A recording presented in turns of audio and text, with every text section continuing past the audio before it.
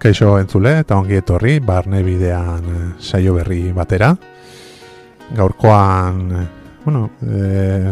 barrualdera begiratuko du, baina ez bakarrik ez, gure barrura baita ere noski, baina baita ere ez, espazioen diseinua nola dauden, barruko, bizikean leku horiei ez, begirada bat emango diogu, eta hortarako, hementxe daukagu gurekin Maria Otegi. Kaixo. Eta ongi etorri, Barne Bidean saiora. Eskerrik asko. Ze izan ere, interiorismoa, feng shuia, buruz hitz egingo dugu, bestea beste. Eta, lehenago galdera ez, askotan izaten dana, nola iritsi zea gai hau eta odazuk interiorismoa ikasi zenuen, eta momentu bat iritsi zen, feng shuia azaldu zala zure bizitzan edo ez, o nola izan zen hori? O... Bai, begira, nik interiorismoan damakizkit 26 urte inguru, ja bizitza osoa ja.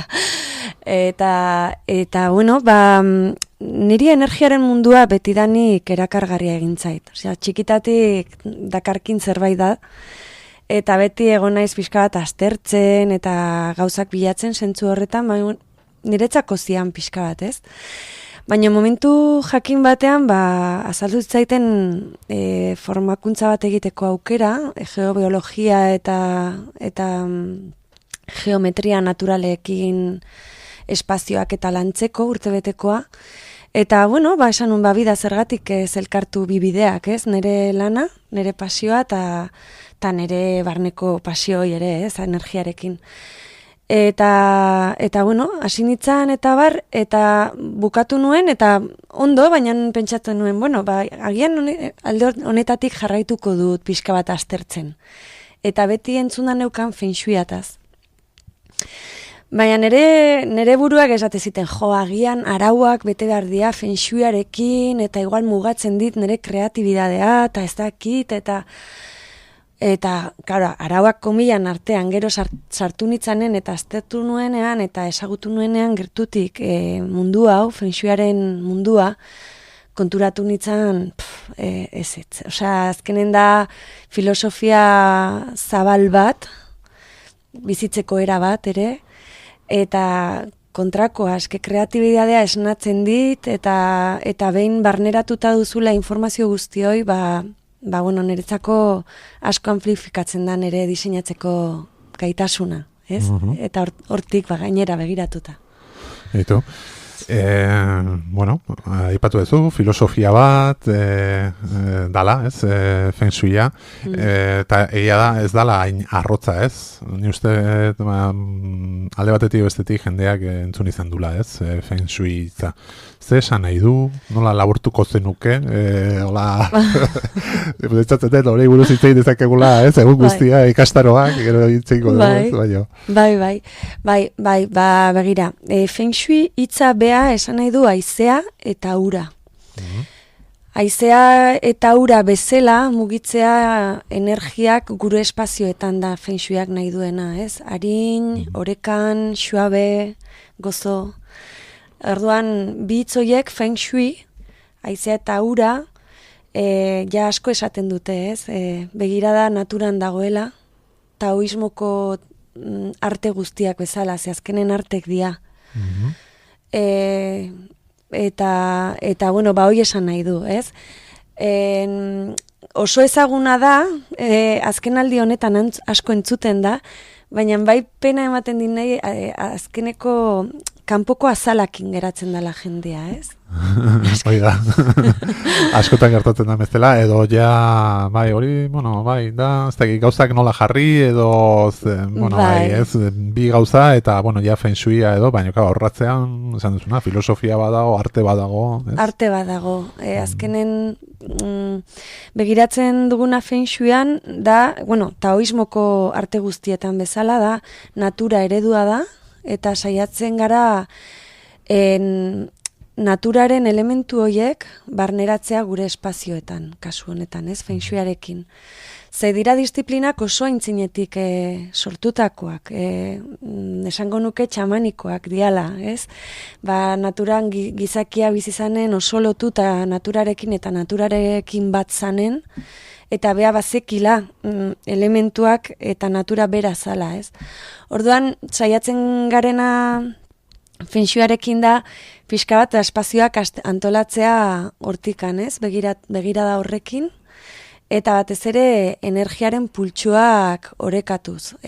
Danok entzun dugu edo ezagutzen dugu ere txi hitza, ez? Eta itxi, txikun, beti itxi hitz hoi esan nahi du energia, eta taoismoaren ikuspegitik dana energia da, eta kasua da, jakin behar dugula nola estimulatu, eta nola bideratu energi horiek, ez? Bost elementuak. Bueno, hor badago, ez? Badago, informazioa eta asko. Ze, aipatu dezuna, ez? Askotan, ze jendeak berez ze ulertzen du, gero zure gana edo zu juten esaten zuen, emanik feng shuiakin egiten den lan, hori ze botatzen dizu jendea, ze esaten dizu? Bai, jende askok esaten du, bai, landarena eta kandelana eta jartzeko, batzutan pizteko etxean dekorazioa eta bai da guzti hori, bai da landareak garrantzi handia daukate, baita kandelak, noski, eta ze elementuak dira, sua, egurra, eta dekorazioa noski, ze vibrazioa da, koloreak vibrazio bat dute, materialak ere, eta dana energia da, dana hoi.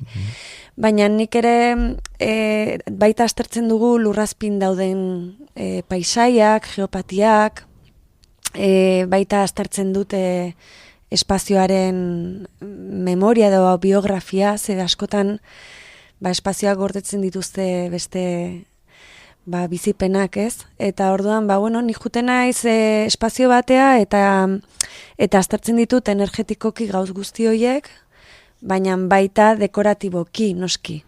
Osea, bai da jendeak usten duen guzti hoi, baina aztertzen da dana patroi baten barnean sartuta, ez? Eta atzeko oinarria edo da natura eredu bezala hartzea eta oreka hoi gure etxeetan sartzea. Bueno, ora aipatu duzu geopatia, espazioaren bizipenak, hori nola neurtzen duzu edo nola horren berri nola jakiten duzu? Bai, dana aztertzen dut radiestesiaren bidez. Radiestesia da modu bat gure nik erabiltzen ditut bariak. Badago jendea erabiltzen dituna penduloa. Ni pendula ez da hainbesten ere tresna, baita badakit erabiltzen, baina gehiago erabiltzen ditut bariak radiestesiakoak, erabiltzen dituenak geobiologoak edo ni ere geobiologia erabiltzen dut, eta baita ura bilatzeko erabiltzen dien hoiek. Eta hoiekin azkenen dia gure gorputzan gertatzen dan pulsoen amplifikatzaile batzuk. Eta hoi da erabiltzen dudana. Orduan, nik bariak erabiltzen ditut denbora guztian pixka bat aztertzeko nivela energetikoak eta zer dagoen. Eta gero nire gorputza ere da, nire tresna. Nik azkenen nire sentsazioak eta zer etortze zaiten pixka bat gorputzara, eta hoi da nire antena modukoa, ez? Así que, eta geopatia azkenean da nolabait gaixotasun edo desoreka edo ez dagoela zerbait, ez zein izan lehik ez, hor ura eta izaten dana igual ez, badima dago ur korronten bat edo lakok. Hori da, nik joaten naizenen begiratzen dut urkorrenteak, batez ere pertsonak ordu asko pasatzen dituen lekuak, adibidez ohea edo lantokian, ez, gure lanpostuan gaudenen ere ordu asko pasatzen ditugu. Ohea batez ere, ze azkenen oheran gaudenen baita gure sistema energetikoa ere aulago dago, edo dauzkegu defentsak gaude pixka bat, ez gaude alerta horretan, ez? Lotaran gauden eta orduan hor gaude pixka bat espuestogo. Orduan begiratzen ditute geopatiak, bai urkorrenteak eta bai faiak eta balin badaude. Ze bakoitza egoera bat sortu dezake gure gorputzean, ez? Adibidez denbora asko eta urte askotan balin bazaude geopatia baten gainean lotan, gertatu daiteke ura balin bada, sentitzea nekatuta, triste, indarra gabe, jeikitzea nekearekin. Eta energi bakoitza pulsu bat dauke, emaitz batzuk sortzen ditu denborarekin. Eta gero, bueno, memoriak daudenen ere, askotan sortzen dira, etxeko aurrak ikarak dauzkate, mugitzeko etxetik, edo ametsa txarrak, edo sentsazio txarrak sortzen dira etxean. Orduan, nik aztertzen ditut, pertsonarekin resonatzen ari dienak, desorekatzen ari dienak, ez? Eta, horrekin joaten naiz pixka, gure espazioak ere resonatzen dute eta espresatzen dituzte ere gure potentzialak ere. Osa, ez bakarraga desorekan dauden gauzak, ez? Nolabait ere lagundu, ez? Nolabait gauza honak edo positiboak, ez? Horiek handitzen edo, ez? Indarra ematen, indartzen, ez? Hori da. Ze espazioak, azkenen ni beti esaten dute, gure espazioa da gure bigarrengo gorputza bat. Eta orduan azaltzen du gure gorputzean gertatzen dian gauzak. Osa, da gure gorputza, bigarrengo gorputza bat eta azaltzen ditu gure gauzak. Da gure ispilu bat. Denbora guztian ari da. Eta trabatutak azaltzen dien arloak, askotan zer ikusi daukate, pertsonak bizitzen ari dan gauzekin, ez?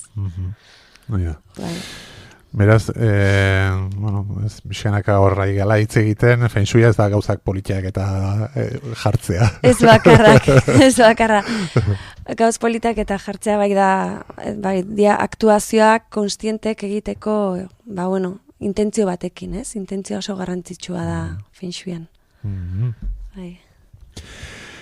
Eta ze pixak gehiago feng shuia ez aipatu dituzu, azkenean naturari ez begira, taoismoko beste arte edo jakintzak ere, naturari begiratzen zaio, baina zerri begiratzen zaio zehazki edo, pentsatzen gauza asko egon daitezkela, baina egola igual nagusinak edo... Nagusinak, bai.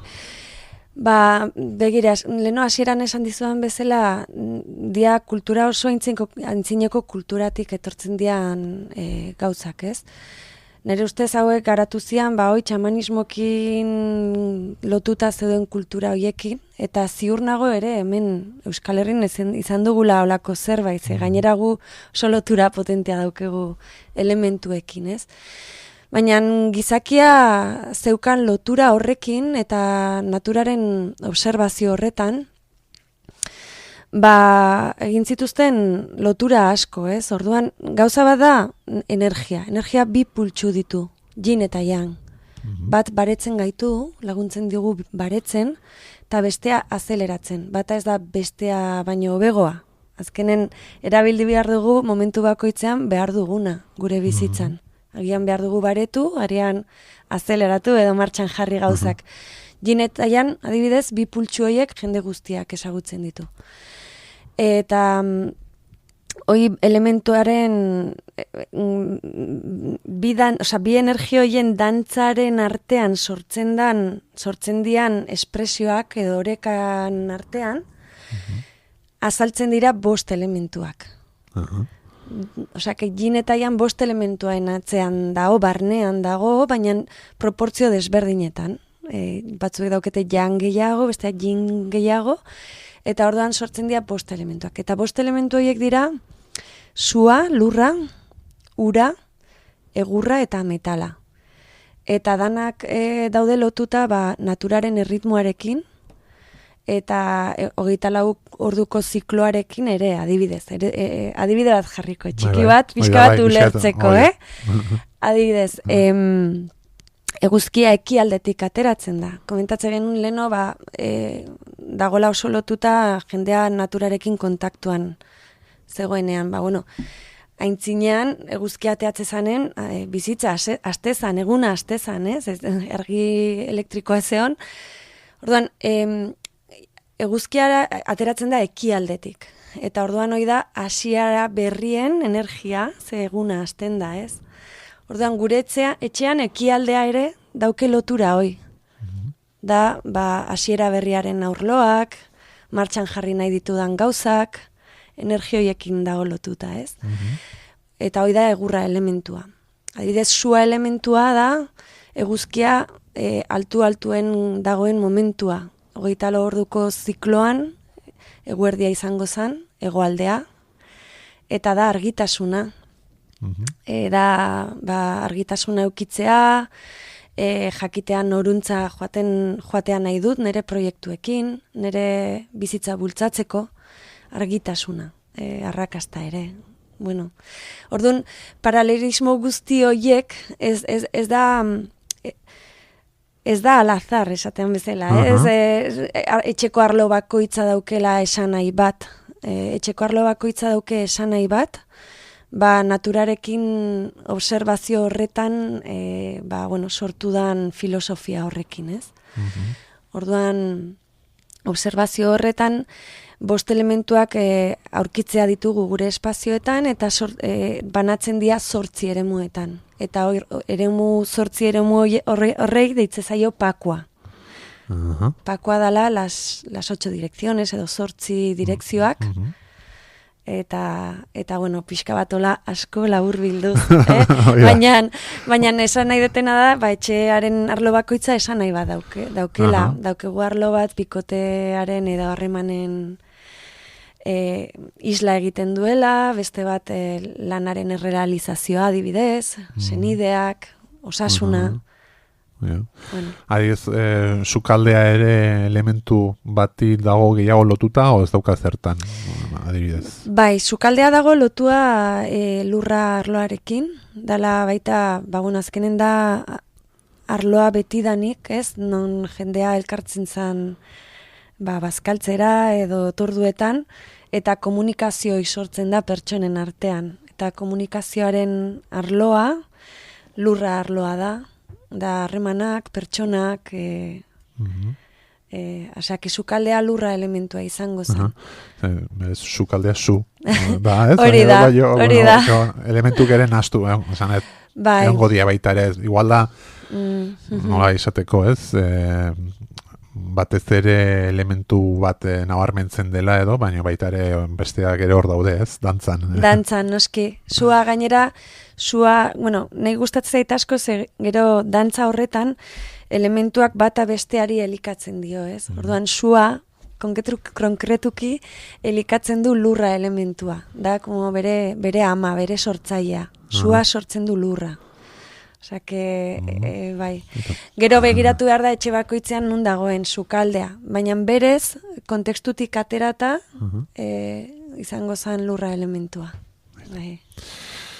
Bueno, gero pixka komentatuko duz, ikastarok emate dituzu baita ere, eta orduan, hemen ezin dugu ja ikastaro batek irez, hau da bitzat, pixka gehiago ezagutzeko kontu hauek, eta sakondu nahi dunak, gero komentatuko du, baina hor, pixka nahi nu, galdetu ere ez, zure lanean, hori aplikatzen duzu, ez? O ez dakit, bezero jute zaizkizu ja jakinda horrelako arloak lantzen dituzula, edo igual gehiago juten da, nik moin behar dut interiorista bat, ez? Antolatzeko nire espazio, nire lantokia, o nire etxea, edo nire, hori da, ez? Nire denda, baino, eta ez nekin, baita ere, igual, ez? Feng shui egiten zenula, o ez dakit olako getorri zaizkizu, o denetatik, o? Denetatik, pixkat, badauzket bezeroak bakarri interiorismorako bideratzen dirala, nire gana, eta baita jendea bakarra feng shuia eskatzen ditena. Eta noski biok batera ere. Eta hori dira politenak, ez? Niri feng shuia azterketa ez balin badiat eskatzen, ez dute zabaltzen estudio bat interiorismoa bakarri eskatu balin badiate. Ze energia mugitzen dugu. Eta agian pertsona mugitu behar du, nahi dunen, ez? Orduan, bakarra feng shuiko azterketa aplikatzen dut eskatzen diatenean. Bai. Eta, ze oso sakona da. Ze, leheno komentatu dizut, geopatiak eta memoria eta bar aztertzen dudala. Eta begiratzen ditut pixka bat arlo horiek, ez? Elementuak nola daude, etxe horretan, nola dagoen, zer dagoen soberan, zer dagoen faltan, eta zer dan bereiziki pertsona honek behar duena. Eta horrekin, egiten dut geoako puntura bat. Eta horrek energia asko mugitzen du. nik erabiltzen dudan feng shuia da taoismoaren adarrako feng shuia, naturarekin oso lotuta dagoen hoi, eta horren barnean feng shui alkimistaren adarrakin egiten dut lana. Eta alkimia, badakigu oso transformatzailea dela. Eta geokupuntura horretan, energia asko mugitzen da. Orduan, nik beti preste egon behar zara eta gogokin eta horren bila, ez? Beraz, hori esatezuna. Ez dala berriz ere igual, ez? Ustez egin interesgarria baitare hau, entzuten nahi dana eta ez jasotzeko. Ez dala bakarrik, ez? Maia hau nun jarriko hemen, ez hemen politiago geritzen da, edo sofa, edo sukaldean, mai borobil bat, edo laukia, edo edo logela. Azkenean hor beste modu ontara, ez? Nolabait diseinatzerakoan edo espazio bat edo kontutan eukitzerakoan, noski feng shuiak, energiak eta hori, esan duzun bezala, hor beste mugimendu batzuk sartzen dira. Beste mugimendu batzuk sartzen dira. Askoz gehiago ez da, esate behitu ze politia dan. Noski, azkenean gauza bat, baldin badago politia edo gustagarria, ez, ikusteko, eta ez dure erosago sentitzen zehatxe baten. Baina ez dago hori bakarrik, ez? Hor mugitzen dira beste, bikote harremanak, familia inguruko zeak, lanarekiko daukazun harremana, eta barrez. Hori guztioi, bai. Eta noski ere esan duzuna, komentatu duzuna altzarien kokapena eta guztioi, hori da feng shui forma eskolako feng shuia, eta hori ere aplikatzen dut.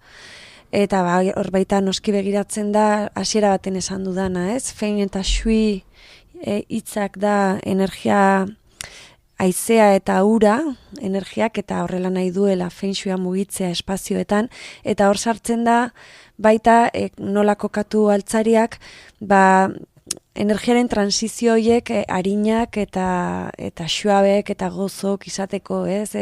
Azelerazioak sortu, adibidez, hor begiratzen da asko, alineazioak, ez? Adibidez, gure oea ate eta leiho baten artean baldin badago, eta olako gauzak, edo ondas de forma, adibidez, maia karratu bat, azke erpinak, eta erpin horiek baita diafletxak edo izendatze zaio, ez? Orduan guzti hori ere begiratzen da, eta orokorren gauz guztiak dazkate bere kurak edo bere soluzioak, ez pentsatzeko pertsona bere txea joaten naizenen dana. Dana dago aldatzea zu dazkezun gauzekin eta pixka bat kokapenak, batzutan... Hor, adibidez, esan dezuna, ez dakit, batzutan adibide orokorregiak ematea igual ez da komeni edo, esan dezuna, adibidez ez, leioak itzea eta atea, ez, batetik, logela baten adibidez, izan leike, sai asko, atetik sartzen zea, eta justu aurren daukazu lehioa, ez? Eta estantzi, lauki zuzena, edo. Hori ez da egokia bai, o nola, hor energiak ere, ez tekik, lehiotik juten dira, atetik. Feng shui esaten da, azelerazio bat sortzen dela, ez?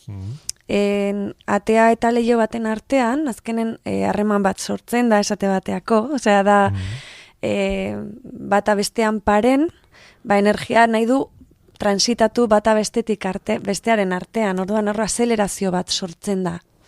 Eta esaten da líneas de aceleración, edo azelerazio lerroak. Eta orduan hor bitarten gure oea baldin badago, azelerazio gure sistema nerviosoak detektatzen ditu gauz horiek. Guain neurozientzian eta asko hitz egiten da gauza hauetaz, ez? Baina neurozientziak eta ikutzen ditu guzti horiek feng shuiak urte asko damakizki aipatzen, ez? Modu baten edo besten. Orduan horre sortzen dira lerroak, baina baditugu orekatzea, agian oeari buelta emantea diogu, hoi aukera bada.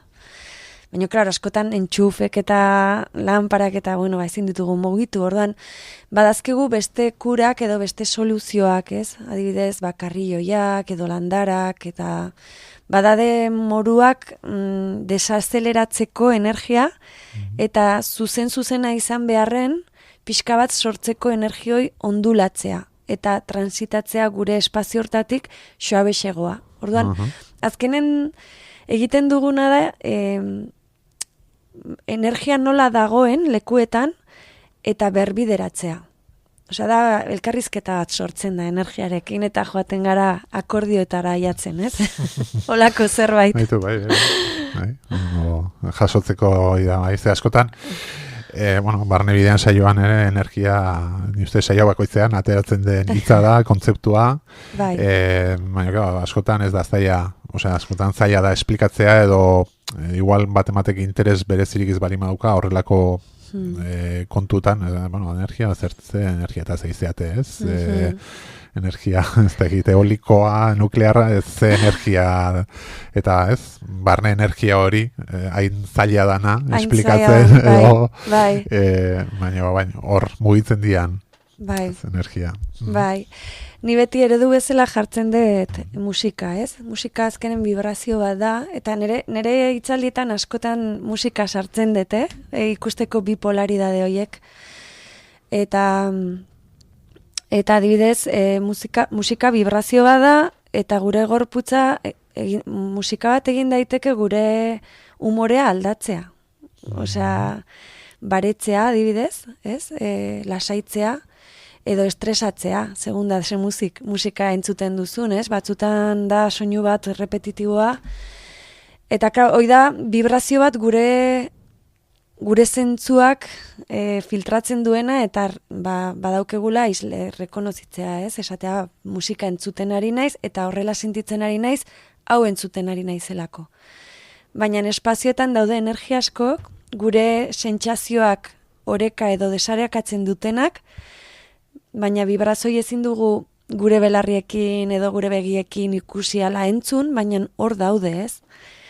Irrati ondak ere bidaiatzen dute, eta ez ditugu ikusten, ez? Ez balin badugu sintonizatzen, baina batzutan gure espazioan sintonizatzen dugu horre entzuten eta ikusten ez dugun zerbaitekin, eta egiten ari duguna da desorekatu, ez? Edo baita orekatu, Ni beti esaten dut espazioak altxorrak dira, ere, gure... Hori da, ez dala zerbait esateago, ze kaltea izaite egiten, baizik, baita ere ze onura. Hori da. Edo nola aldatu, edo nola ez, hori, nola aldatu ze gauza egin, espazio batean, hori, onurak emateko. Etxe bat ezin dezu, indezakezu, ez, ereitsi eta beste berri bat, ez, egin baitare, baina, batzutan ezin da. Ezin da. Normalen ezin da, ez? Normalen ezin da. Hori, antzinean bai begiratze zan, non eraiki etxe bat, baina gaur egun daukeguna, eta horrekin bizi bergea, eta gainera leku batea jatzezeanen, jartzizkizu kondizio batzuk, eta askotan agian zu behar zenitun kondizioiek diazuk, bide bat egiteko edo aztapen bat egiteko, ez? Bide bat, ez, ere? Eitu. Aipatu dugu, ikastarok ematen dituzula, Feng Shuiai buruz, beste, gero bukaeran ere hor beste kontu bat, beste gai bat ere aipatuko dugu, baina Feng Shuiai buruz, ikastarok, gaina guain usteet ja bukatzen edo ikasturte hontan, edo ematen aizeana, ez dakit nola izaten da, ikastaro ematen dituz. Bai, guain gaude justo erdialdean, osatia 8 modulatuako kursu bat, 8 ateak gure espazioaren energiarako izena du, eta, hemen egiten dudana, kurso hau sortu nuen, sortu nuen nire Feng Shuiko klienteak zienentzako. Ze ikusten nun, erresa dala joatea etxe batea, eta nik esatea, arloa hau desorekan daukezu, eta harremanen arloa da, eta egin hau eta bestea. Baina ni benetan nahi nuena da jendeak ulertzea barneko filosofia, ez? Eta pixka bat jakitea lotura horiek sortzen, naturan momentuan dagoen energiarekin lotzera, eta horrekin zure aldera jartzen, ez? Eta ulertzen arlo bakoitzak zer esatea digun.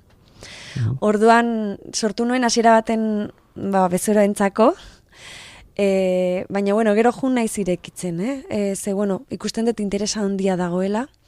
Eta orduan, kurso honetan, Feng Shuian pultsoa oso femeninoa da, ilargiarekin dago oso lotuta.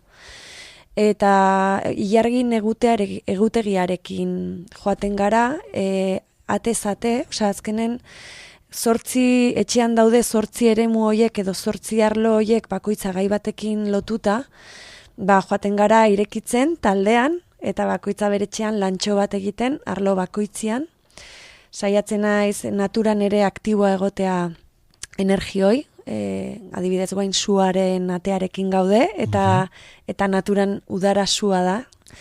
Eta gero, barneko edo atzeko gaia da ere bazioa, osea da feng shui personala izena du honen atzean dagoena, ez? Azkenen da lan pertsonal bat eta bazioarekin oinarrituta, ze oso garrantzitsua da bazioa espazioetan, ustuketa.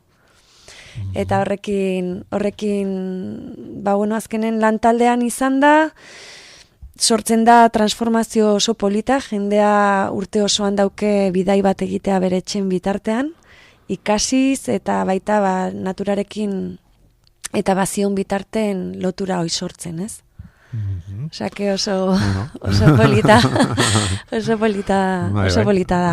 Azkenean, baita ere, noski, barne ezagutza bat da, hau da, mundu hontan sartu zinen, egongo zan, barruak ere eskatuko zizuen, hau interesatzen zait, sakondu, eta azkenean ere bide bada, noski, norbera ezagutzeko.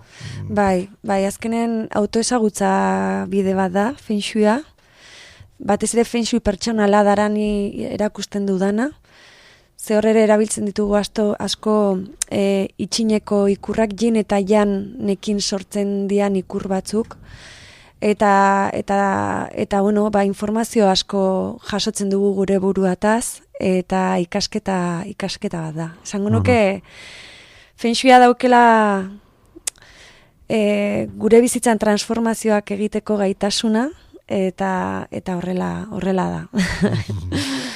Eta oin esan duzu, ikastaro horren erdialdean zaudetela, gero, ez da zenbat ikastaro ematen dituzun, edo zenbatero, edo nola daukazuna hori antolatuta, o pixkat? Bai, ematen ditut, guain ja datorren urteko ia egutegi osoa dauket jarritan ere web horrian. Feng shui pertsonala da bat, da sarrerako moduloa, eta hau egiten dut urtean zehar 2 edo 3 aldiz. Zeda, egun beteko kursoa, eta hau ja ematen du pista askok ja lantzeko gure gauzatxoak feng shuiaren bitartez. Adibidez, ematen dizkizu tresnak ja pixka bat asteko zuk zure gauzatxoak egiten. Eta gero feng shui pertsonal hau, da modulo sarrerako hau, da modulo giltza gero 8 ateak egiteko. Eta orduan, gero 8 ateak egiten dut 2 urtetik behin, formakuntza hau. Ez dut urtero egiten, ze, nahiago talde ertainak sortu eta ez izatea olako, pixkat goxotasunakin, ez? Orduan, saiatzen naiz pixkat bajuteko sukaldatzen poliki, taldea. Eta gero egiten ditut ere modulo askat bakarrekoak, monografikok modura. Eta baita jintaokoak, ez daki gero epatuko dugula, jintao dala beste disiplina bat honekin lotuta. Eta feng shui pertsonala eta jintao batera ere kursoak egiten ditut. Osea, bastante gauzak eskaintzen ditut, baita ateirekiko gauzak, ez? Eta bain dala gutxi gainare, itzaldin bat zenbaten egontzinean Bioterran. Bai, Bioterran bigarrengo urte aldiz joan naiz, bain dela 3 urtere egon nintzen, eta ustuketari buruz hitz egin nuen, eta datorren asteazkenen ere aukera egongo da Tolosan, web horrian jarrita dauket, horia buru eraikinean ate irekiko hitzaldi bat emango detere. Honekin lotuta. Aipatu dezakegu, ze egunetan da? Bai, datorren ostegunean. Ekainak 26. Ekainak 26, atxaldeko usteak 6 eta 4 denetan, ordu beteko hitzalditxoa. eta, bueno, interesa daukenak. Bai da. Ederki, bueno, aipatu dezu baita ere, azkenen, bueno, ekialdetik datorren, ez? Taoismoa, hau da, ez? Txinatik, filosofia, ekialdetik datorren jakintza bada, feng shuia, ez? Taoismoa, yin eta yang energiak edo horrela deitzea, ez? Bintzat, baina hemen, ez da, Euskal Herrien ere topatu dezun, edo esaten dana, bueno, garai baten, nun ere ikitzen zian etxek, edo ermitak, igual, ez? Hori oso, dala, ez? Bueno, mendi guztia, eta justu lekontan, ez? Bai. Orduan, horrek hemen ere horrelako jakintza bat zegoen, horrei buruz zerbait gaur egun aiatu zaizkigu zenbait gauza, ez? Alde batetik, noski ez dolmenak eta dauden lekuak ez dala alazar, haiek daude jarrita leku berezietan, baita ermitak eta batez ere romanikokin lotuta daudenak gehiago goindik, asko begiratze zan. Eta gero gure nola esango nuke, gure erritualetan edo ospakizunetan, ez? Adibidez, eguzkilorea, ez? Zuen esanahia etxean zan eguzkiaren izpiak ekartzea, energi txarroiek edo iluntasuna etxetik alde egiteko, ez? Orduan, oizuaren energia da. Fijatu, ez? Ja bazegoen modu baten edo besten gure hizkuntzak ere bost elementuen hitz asko dazke barneratuta, ez? Harriarekin lotutak eta elementuak oso barneratuta daude gure hizkuntzan eta dana. Eta adibidez nik bai aurkitu ez lotura oso polita bat, dala lehen aipatu dut, ez? Ekialdeko arloa, dala eguzkia ateratzen den arloa eta da hasierak, baina urtearen zikloa ere hasiera bat dauke, ez? Udaberria. Eta feng shuiarekin daukegun, lehen aipatu dut ere, gidatzen gara ilargiaren egutegiarekin. Eta danok entzun dugu nuevo año txino edo, txaiaren inguruan hasten dela, hau da, bigarrengo ilargi berria neguko solstizioa eta gero. Osak, esan nahi bat dauke. Ez ilargi betea, ez berria, eh? Berria. Eta zer gertatzen da hemen Euskal Herrin inguru horretan? Gutxi gora bera, koinzitzen da urtarria bukaera, ilargi hori izaten da urtarria bukaera, otsai hasiera inguru horretan, Santageda daukegu. Eta Santagedan makillak lurran esnatzen ari dira, egurra da, eta esnatzen ari gara lurra, ez? Esnatu, hasiera berri bat, ziklo berri bat hasteko. Eta egurra mugimendua da txinantzako, taoismoan eta feng shuian, ez? Orduan, noski paralelismo politak joaten ari naizela asmatzen, eta, oso polita da. Ez azkenen, naturaren hizkuntza unibertsala da. Eta hor, hitzak eta, ez, justu elementuak aipatzen dituzunean, eta euskera, egur, ur, lur, eta esatu, dana batea daude, ez? Aizkora, aizkora harria da lurra elementua. Dazkegu, aberastasuna handia guk elementuekin lotura horretan. Eta, feng shuia esaten da, nire irakaslak bete esate zuen, ez? Feng shuia ez da ikasten, gogoratzen dugu. Gure ADN-ean daukegu. Eta pixkat labur biltzeko edo ze hor neukan galdera bat, nik uste jungeala, ez? Erantzuten, ez? Baina igual oin egitea ere bai, pixkat, ez? Elkarrezketa bukatzen egala. Hau da, zer garrantzia du beraz, ez? Bizilekuak ze garrantzia dauka, lantokiak, hau da, ordu asko pasatzen ditugun leku horiek, ze garrantzia daukate guregan, ez? Nola dauden diseinatuta, edo nola zer egin egiten diguten, ez? Bai. Haundia, leheno komentatu dut adibidez geopatia baten gainean egiten balin baduzu lo edo lana, adibidez, edo memoria bat balin badago zure espazioan, etxeko horren biografian, eragina handia dauke. Batez ere denboan luzatzen balin bazera espazio horretan, denbora asko urtek eta urtek, espazio bat nitopatzen dut askotan jendea oso desesperatuta batzutan, ez? Espazioa ez diolako, energiak entzen diolako modu baten edo besten. Orduan, espazioak aldera jartzera daude, eta dira aukera berriak, ez? Osak, askotan baita begirada ez da, espazio honek kalte egiten dit txarra da. Ez, espazioa aukera bat ematen ari dizu, begiratzeko zer nola zauden, azkenen espazioen gaitzak edo, gauzak desorekan daudenen egiten dutena amplifikatu guk ja gure zauria, ez? Gure barneko zauria. Orduan, zer ematen dizu, energi gaiago eukitzea, hola, desorekan dagoenen espazio bat justu daukegu jeikitzea, gure egunerokotasuneko beharrak betetzea, eta gutxi gehiago. Claro, energia lantzen dugunen, energia gure aldera jartzen dugu, eta ni gainera estudiotan beti galdetzen dut. Guain energi gehiago eukiko zula, noruntz bideratu nahi duzu, ez?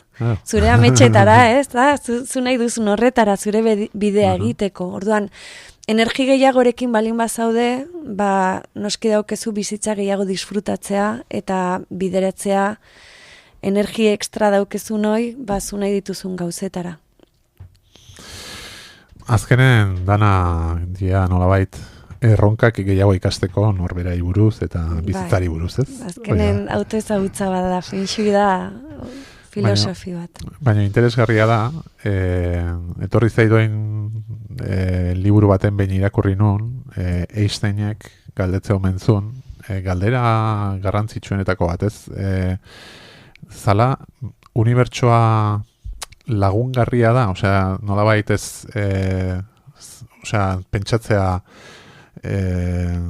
laguntzen digu, ez digu laguntzen, nola begiratzen diogu unibertsoari, nola izateko, ez? Eta bain, entortez zait, ez, paralelismori zuk esatzen zuenak, espazioa, hau, leku hau, ez, eta honek ez dauka, ez, oso gaizki dago, ez dakizet, igual da, ez, baina igual, buelta eman, ez, eta esan, nola laguntzea, zer laguntza ematen ari zaizu, ez? Zer laguntza ematen ari dizu eta zer ari dizu aurrean jartzen, ez? Ze azkenen espazioa liburu ireki bat da. Eta askotan ere, esaten da bezala, gaixotasunak ere, askotan ez da, eta bai, azkenean gaixotasun bat izatea, eta baldimada larria gainea, esatezu, zetokatu zaiten, ez? Baita ere, ikusi egiteke erronka bat bezala, hau da, esateko, zei zaizu erakusten, ez? Zei zaizu aurrean jartzen, ez? Hori da. Gogorra dela. Bai. Eta espazio bat ere, igual izaleik ere, zentzu hortan batutan esatezu, eske, nizte, lekontan bizitzeko, ez naiz ondo bizi, ez? O zerbait gertatzen da hemen, edo... Bai, ematen dizu aukera begiratzeko, eta gelditzeko, eta astertzeko, zerari dan gertatzen, ez? Nere bizitzan. Bueno, beraz, hor, geosakontzeko gehiago esan bezala, ikastarok eta gaude, eta aipatu dezun bezala, beste jakintza bat, edo azaltzen dezu baita ere, jintao izeneko, ez dakit, disiplina, praktika, edo filosofia, zerri buruz da hori, o zer da? Bai, leheno komentatu jin eta jan bi pulsuk diela, ez? Eta jin beti asoziatzen da edo lotzen da gehiago emakumeen pulsua, baina ez da inbeste gizonezkoak ere jin badaukezu, ez? Pultsu hoi. Baina, jin da azkenen gelditzea, da femeninoa, da pixka bat desazeleratzea, eta da espazioa ere. Orduan, hasieran komentatuet gure espazioa gure bigarrengo gorputza dala, baina gure gorputza gure lehendabiziko etxea da. Eta orduan, jintau nire bidean jarri zan, nik duela urte asko taitxia praktikatzen nuen, eta gero alde batera geratu zen, eta feng topatu nuenen, azaldu zen nire bidean, ez? Kliente baten bitarten eta bar ezagutu nuen jintau. Zer da jintau? Da emakumentzako meditazio eta gorputz praktika sistema bat. Taoismotik datorrena. Eta, bueno, bakarra bideratuta dago emakumeentzako, ze azkenen jin energia asko lantzen dugu. Eta lortzen duguna da, bueno, estresa bizitasunean bihurtzen ikasteko praktika bat da. Estresa, bizitasunean transformatzen. Gure gorputzarekin harreman osasuntsu bat sortzea, zentramentuko praktikak, meditazioak, alineamentuak, eta erabiltzen ditugu, txikuneko kalientamentuko edo berotzeko erabiltzen dian ariketa batzuk, meditazioak, mantrak, eta da oso lan transformatzailea, automasajeak ere erabiltzen ditugu, eta da lan bat, bizi eta sormen energia asko esnatzen duena, oreka emozionala, zentramentua, norberaren maitasuna gora egiten du. Eta, ateratzen gara praktika hauek eta gero oso beteak, ez? Da oso lan polita. Eta, ja badauket taldetxo bat Tolosan, emakumeko talde bat, eta ostiral bat hilabetean elkartzen gara 2 ordu. Eta, taldean ditzen dijoa, gaur bertan basora jungo gara praktika bat egitea, solstizioarekin lotuta, eta basoan praktika bat egitea naturan, eta, emakumeak, baten bat entzute bat gaitu. Gaur, irekita dago, eta hori esatea dizut pixka bat azkenen, da lan oso sakona, oso polita, eta animatzen dut, ezagutu nahi duenari, iraien berri ziklo berri bat irekitzen dut, eta probatzeko aukera eukiko du, ate irekiko saio bat ematen dudalako. Eta gero baita egiten ditut, enkuentrok edo izenatzen ditudanak, non nazten ditut feng shui pertsonala eta jintau, eta elementu bakoitza lantzeko gorputzean, eta baita emakumentzako bideratuta. Bueno, hortxe ez, aukera gehiago, eta, nolabait, zure berri gehiago jakiteko edo kontaktuan jartzeko, aipatu duzu, webgune badaukazula, ez? Bai, www.mariaotegi.com da nere web horria, hor daude feng shuiko atala, estudiokin ikusteko, gero kursoak dago beste pestaina bat kursona, eta horra saltzen dira dana ekintza guztiak. Eta baita batzutan noizbenka artikuluak ere idazten ditut, eta hor daude. Noski interiorismoarekin lotuta dana, da hor ere. Eta gero Instagramen nago @interiorismoifengshui dana segidan bezala. Eta hor daukate aurkitzean ere nire informazioa eta nire, egiten ditudan guztiak, ez? Nire ekintza guztiak. Bai, bukaera iristen, iasan, tortez aigura, ez? Aurretik, ez dakit ezagutzen dezun, Josu Jauregi izan dezun bere berri, pare bat aldiz izan da hemen saioan barne bideanen, eta, hor lotura asko daude, noski, geometria sakratuan inguruan, badakite oso gauz, urte pila da makizkila, jakintza handia daukela, ezagutu ginean geometriako kurso baten, beha azaldu zalako, ez daki beha netaz gotokoa, baina ni behataz bai. Gai hauek ez ze interesgarria dian, ez? Azkenen espazioak nola eragiten diguten, eta guzti egin dezakegun espazioak eraldatzeko, eta gero guri hori laguntzeko ez azken finean.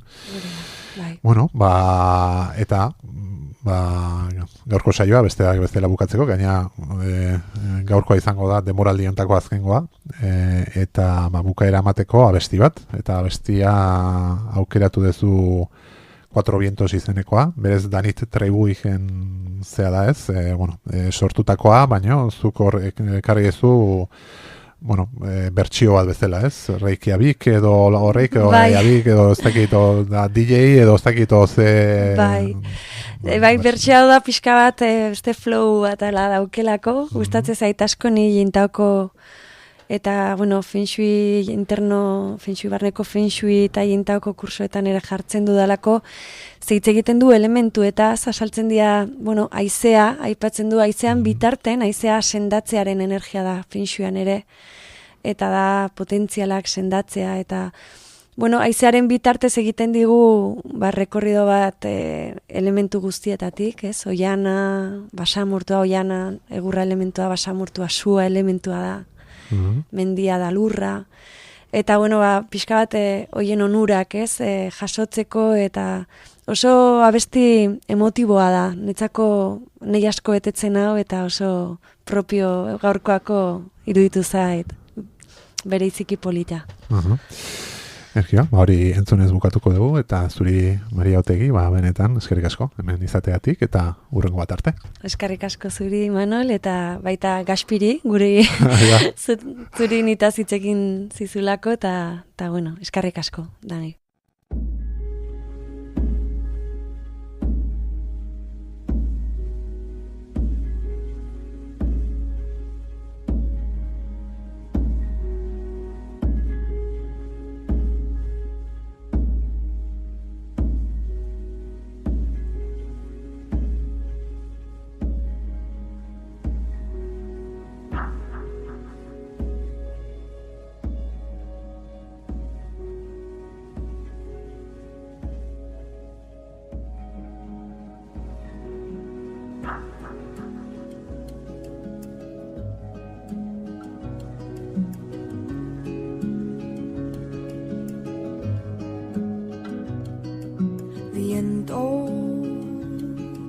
Que viene de la montaña, viento, tráenos la claridad, viento,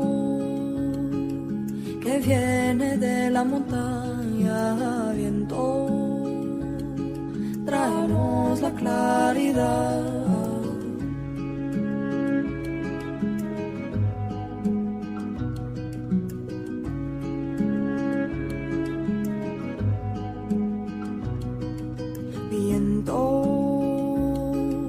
Que viene del mar, viento, tráenos la libertad, viento, que viene del mar, viento, tráenos la libertad. Vuela, vuela, vuela, vuela, vuela, vuela, vuela, vuela con nosotros. Vuela, vuela, vuela, vuela, vuela, vuela, vuela, vuela con nosotros. Viento que viene del desierto, viento, tráenos el silencio. Viento que viene del desierto, viento, tráenos el silencio.